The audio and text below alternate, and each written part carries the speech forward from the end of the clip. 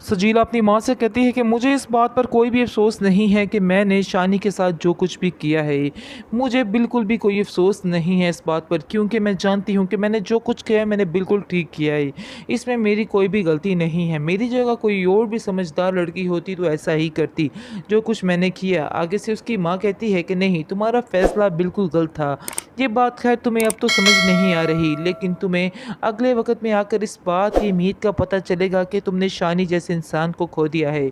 इस पर आप देखेंगे कि वो खामोशी से पीछे हो जाती है और कहती है कि नहीं, मुझे शानी से मोहब्बत है ही नहीं थी। मैं आपसे बार-बार ये बात कहना चाह रही हूँ, लेकिन आपने मेरी ये एक बात नहीं सुनी। आपने हमेशा अपनी ही मनमानी की।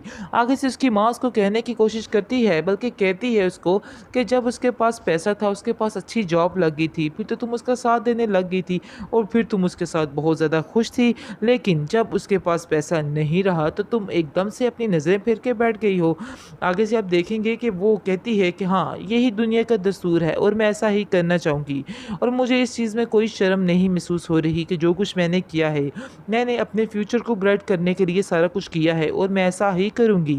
लेकिन वो ये नहीं जानती है कि उसको छोड़ने के बाद शानी की ही ज़िंदगी आसान हुई है, क्योंकि उसको मौका मिल जाएगा शानज़े की ज़िंदगी में आने का और शानज़े उसके लिए बहुत लकी है और वो वाक़ई में उससे बहुत ज़्यादा प्यार भी करती है। क्योंकि सजीला जो है वो शानी को डिज़र्व ही नहीं करती। असल जो है वो शानज़े और शानी ही दोनों एक दूसरे के लिए बने हुए हैं, क्योंकि वो उससे बहुत ज़्यादा प्यार करती है और उसको हर बात में बहुत ज़्यादा अहमियत देती है।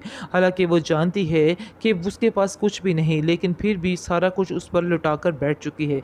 लेकिन सजीला बहुत बड़ी बेवकूफ़ी कर रही है।